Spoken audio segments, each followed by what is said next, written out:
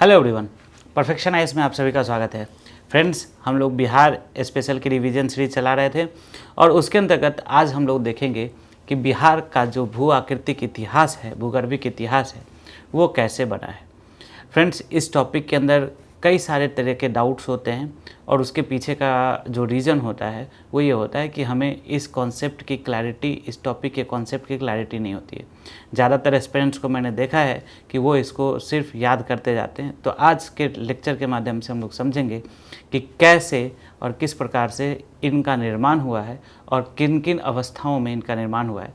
इसलिए सबसे पहले हम लोग बिहार के साथ साथ भारत की भूगर्भिक संरचना को भी देखेंगे और उसके साथ बिहार के अंतर्गत जो भी भूगर्भिक संरचनाएं हैं उसका निर्माण करेंगे, उसके बारे में समझेंगे।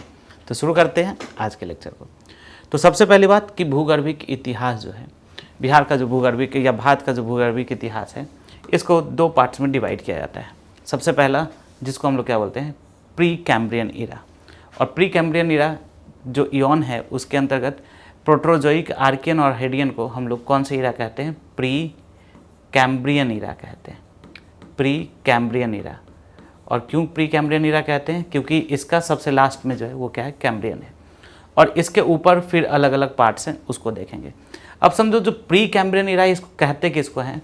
इसको हमने समझा कि जो प्री कैम्ब्रियन ईरा है वो कब से कब तक का पार्ट है? Pre Cambrian era. ये है आपको पृथ्वी की उत्पत्ति से लेकर, पृथ्वी की उत्पत्ति से लेकर 0.5 बिलियन ईयर्स पहले तक का जो काल है, इसे हम लोग कौन सा काल कहते हैं? प्री कैम्ब्रियन काल कहते हैं। अब समझेंगे कि ये जो प्री कैम्ब्रियन काल था, इसमें हुआ क्या। सबसे पहले तो कुछ ज्वालामुखी चट्टानों का उद्भेदन हुआ और इन ज्वालामुखी चट्टानों के उद्भेदन के फलस्वरूप एक ज्वालामुखी चबूतरे का निर्माण हुआ। और ये जो ज्वालामुखी चबूतरे थे, इन ज्वालामुखी चबूतरों को ही बेसमेंट स्ट्रक्चर कहा जाता है, ऐसा स्ट्रक्चर जो सबसे पहले बना था। तो समझेंगे कि ये जो प्री कैम्ब्रियन ईरा है, इस प्री कैम्ब्रियन ईरा में 4 प्रकार के चट्टानों का निर्माण हुआ। सबसे पहला जो चट्टान है, इसको हम लोग कहते हैं आर्कियन क्रम की चट्टान। सबसे पहला जो चट्टान है, इसको हम लोग क्या कहते हैं? आर्कियन क्रम की चट्टान। आर्कियन जो सबसे पुराना है, सबसे पुराना है और सबसे पुराना है और किससे बना हुआ है? तो ये ज्वालामुखी चबूतरों से, ज्वालामुखी चबूतरों से बना है, ज्वालामुखी चबूतरों से बना है। इसके बाद जो दूसरा है चट्टान, इसे हम लोग कहते हैं आर्कियन के बाद धारवाड़ क्रम की चट्टान।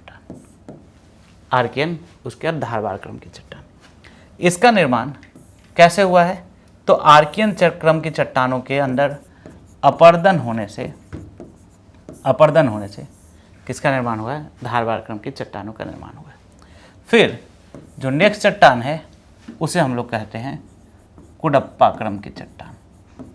और कुडप्पा क्रम की चट्टान का निर्माण ये आर्कियन क्रम की चट्टानों के अपरदन से हुआ है। और सबसे लास्ट जो चट्टान है, इसे हम लोग कहते हैं विंध्यन क्रम की चट्टान। विंध्यन क्रम की चट्टान। और इसका जो निर्माण है, इन सभी के अपरदन से हुआ है। इसलिए आप देखेंगे, चूंकि ये ज्वालामुखी चबूतरों से बना हुआ, ज्वालामुखी चट्टानों से बना हुआ है, इसलिए इसमें मुख्यतः आग्नेय चट्टानें हैं, इग्नियस रॉक है और आग्नेय चट्टानें हैं। और ये जो आर्कियन क्रम की चट्टान है, ये आर्कियन क्रम की चट्टान, आप पाएंगे कि ये जो आर्कियन क्रम की चट्टान है, इसके अंतर्गत धात्विक खनिजों की अधिकता आपको देखने को मिलेगी। और जैसे जैसे आप आगे बढ़ते जाएंगे, वैसे वैसे आग्नेय चट्टान की मात्रा कम होती जाएगी और अपसादी चट्टानों की, क्योंकि अपरदन ज़्यादा हुआ है, अपसादी चट्टानों की मात्रा अधिक होगी। इसलिए विंध्यन क्रम के चट्टान में आप देखेंगे कि अपसादी चट्टानों की मात्रा आपको देखने को मिलेगा। और इसलिए यहाँ पर आप ये भी पाएंगे कि अधात्विक खनिज की अधिकता भी देखने को मिलेगी। तो 4 प्रकार की चट्टान हो गई, आर्कियन, धारवाड़, कुडप्पा और विंध्यन। इन सभी का लोकेशन लोकेट करते हैं और देखते हैं कि कौन सा लोकेशन बिहार से टच करता है। क्या बिहार में आर्कियन क्रम की चट्टानें हैं, क्या धारवाड़ क्रम की चट्टानें हैं, क्या विंध्यन क्रम की चट्टानें, इन सभी को देखने का प्रयास करते हैं। तो सबसे पहले देखेंगे आर्कियन क्रम की चट्टानें। तो मैंने आपको बताया कि ये सबसे मूलभूत चट्टान है और पहली बार जब मैग्मा का इरप्शन हुआ था, जब लावा का इरप्शन हुआ था, ज्वालामुखी का उद्भेदन हुआ था, उससे इनका निर्माण हुआ है। तो आप देखेंगे कि मुख्य रूप से 4 स्थानों पर ये आर्कियन क्रम की चट्टानें मिलेंगी। पहला जो एक स्थान है जिसको हम लोग बोलते हैं सिंहभूम का जो पूरा लोकेशन है वो, दूसरा ये बुंदेलखंड का जो लोकेशन है, तीसरा बस्तर और चौथा धारवाड़। तो 4 लोकेशंस हो गए। कौन कौन सा लोकेशन हो गया, सो याद करो, सिंहभूम है ना, दूसरा क्या हो गया, धारवाड़, बस्तर और फोर्थ बुंदेलखंड। अब देखेंगे बुंदेलखंड, अब देखेंगे कि ये जो सिंहभूम में जो ज्वालामुखी का उद्भेदन हुआ था, इसी के फलस्वरूप इसी का विस्तार जो है वो क्या है, इसी के फलस्वरूप छोटा नागपुर का पठार का निर्माण हुआ। और इसी कल के क्लास में आपको बताया था कि इसी छोटा नागपुर पठार का विस्तार जो है बिहार में, जिसे हम लोग गया का पठार, आपको राजगीर का पठार, नवादा का पठार, जमुई का पठार, इसी छोटा नागपुर पठार के विस्तार को कहते हैं। तो निश्चित रूप से ये जो आर्कियन क्रम की चट्टानें हैं वो बिहार में भी होंगी। और वो कौन से वाली होंगी, वो किसका विस्तार होगा बोलो, तो सिंहभूम का विस्तार होगा। बात समझ में आ रहा है। तो बिहार के अंदर अगर हम लोग देखें तो जहाँ भी बिहार में देखें तो जहाँ भी छोटा नागपुर का विस्तार है, ये वाला भाग है, आपको पता होगा, कल मैंने बताया था कि ये छोटा नागपुर का विस्तार है। इसलिए इस स्थान पे आपको कौन से क्रम की चट्टानें मिलेंगी, आर्कियन क्रम की चट्टान मिलेगी। इज दैट क्लियर, बात समझ में आ रहा है आपको, कौन से क्रम की चट्टान मिलेगी, आर्कियन क्रम की चट्टान मिलेगी। इसके बाद नेक्स्ट में मैंने आपको बताया था कि आर्कियन के बाद जो नेक्स्ट रॉक होता है उसको हम लोग क्या बोलते हैं, धारवाड़ रॉक। और भारत के अंदर देखेंगे तो धारवाड़ चट्टानों का जो वितरण है वो मैंने बोला कि इन्हीं के अपर्दन के फलस्वरूप हुआ है। तो जहाँ जहाँ ये चट्टानें, उसी के आसपास के क्षेत्रों में आप पाएंगे कि ये चट्टानें आपको धारवाड़ क्रम की चट्टान, उन्हीं के आसपास के क्षेत्रों में धारवाड़ क्रम की चट्टानें भी आपको देखने को मिलेंगी। तो धारवाड़ क्रम की चट्टानों का ज़्यादातर विस्तार भारत में, बिहार में नहीं देखने को मिलेगा। बेसिकली आर्कियन क्रम की चट्टानें हैं, कुछ धारवाड़ क्रम की चट्टानें भी मिलेगी, लेकिन मुख्य रूप से आर्कियन क्रम की चट्टानें ही बिहार में पाई जाती है। इसके बाद कुडप्पा क्रम की चट्टानें, तो ये फिर से अपर्दन से बना है, तो ये इसके और आसपास में मिलेगा। तो आप देखेंगे इसके बगल में ये अब कौन कौन सी जगह है, आंध्र प्रदेश है, छत्तीसगढ़ है ना, इन सभी जगहों पे आपको कौन से क्रम की चट्टानें मिलेगी, कुडप्पा क्रम की चट्टानें मिलेगी। और फोर्थ जो है उसको हम लोग क्या बोलते हैं, विंध्यन क्रम की चट्टानें मिलती हैं। और विंध्यन क्रम की चट्टानों को अगर देखेंगे तो ये राजस्थान में, राजस्थान के से लेकर राजस्थान के चित्तौड़गढ़ से लेकर बिहार का जो कैमूर का जो इलाका है वहाँ तक पाया जाता है। निश्चित रूप से बिहार में इसका भाग मिलेगा। कैमूर और रोहतास का जो इलाका है, जिसको कल हमने क्या कहा था, कैमूर का पठार कहा था, उस कैमूर के पठार में कौन से क्रम की चट्टानें हैं, बोलो आप लोग, कौन से क्रम की चट्टानें हैं, विंध्यन क्रम की चट्टानें। क्लियर है क्या। तो यहाँ पर आप देखेंगे कि बिहार में ये जो दो इलाका है, कैमूर और रोहतास का, यहाँ पर आपको कौन सी क्रम की चट्टानें मिलेंगी, विंध्यन क्रम की चट्टानें मिलेंगी। ठीक है।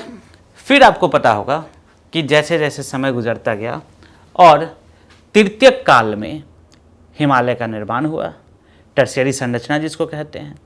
और चूंकि आपको पता होगा कि शिवालिक जो है वह किसका विस्तार है, हिमालय का विस्तार है, तो निश्चित रूप से शिवालिक का निर्माण भी जो है वो कौन से क्रम में हुआ है, शिवालिक का निर्माण भी कौन से काल में हुआ है, तो शिवालिक का निर्माण जो है वह तृतीयक काल में हुआ। ये जो शिवालिक का भाग है इसका निर्माण भी कौन से काल में होगा, बोलो, तृतीयक काल में होगा।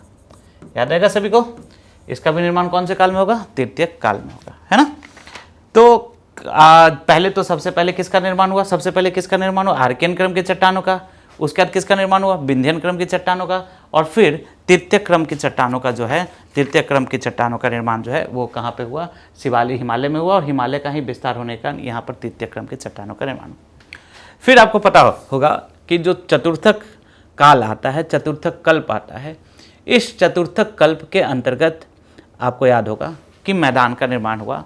तो बिहार का जो अधिकांश भाग है, अधिकांश भाग वो क्या है, मैदानी भाग है।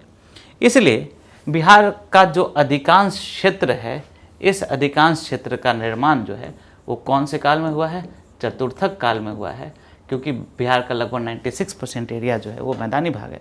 तो बिहार के अधिकांश भाग का सबसे लास्ट में इस संरचना का निर्माण हुआ है, और बिहार की अधिकांश जो क्षेत्रफल है, अधिकांश जो क्षेत्र है वो इसी संरचना से निर्मित है। इसीलिए आप देखेंगे कि बिहार का जो अधिकांश भाग है वो चतुर्थक कल्प की चट्टानों से, चतुर्थक कल्प की चट्टानों से निर्मित है। ठीक है, तो एक बेसिक सा मैंने आपको बताया कि किसका निर्माण किस समय हुआ है, भूगर्भिक इतिहास के बारे में, और आई होप कि आपको इसको में कुछ समझ में आया होगा। और नेक्स्ट लेक्चर में हम कुछ और टॉपिक्स के साथ आप लोगों के सामने आएंगे। अगर किसी टॉपिक में विशेष रूप से समस्या है तो आप निश्चित रूप से हमें कमेंट कर सकते हैं, मैं उस टॉपिक के ऊपर आपको लेक्चर दूंगा। और तब तक आप फिर से मैं वही कहूँगा कि पढ़ते रहें, एग्ज़ाम काफ़ी नज़दीक है, लगातार पढ़ते रहें, खुद का मोटिवेशन बनाए रखें। आप इस बार निश्चित रूप से सफलता को अर्जित करेंगे। शुभकामनाओं सहित मिलते हैं नेक्स्ट क्लास में। Till then, thank you.